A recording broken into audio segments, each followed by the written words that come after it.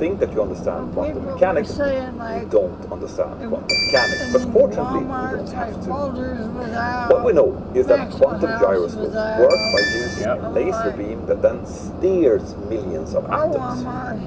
Atoms are spun in opposite directions, doing exactly the same as the spinning masses in the old carousels did, or the spinning laser beams of newer gyros. But quantum gyroscopes have a significant advantage here, because in theory at least, they don't drift. The atoms will behave like waves thanks to the conditions they are kept in a vacuum at the temperatures just above absolute zero. And because the atoms behave like waves, these gyros will generate wave patterns. So when the devices are rotated, that wave pattern in them changes. And that can be measured accurately to give us a rate of rotation, which is what we need. In May this year, a British research team performed a series of test flights using an Avro RJ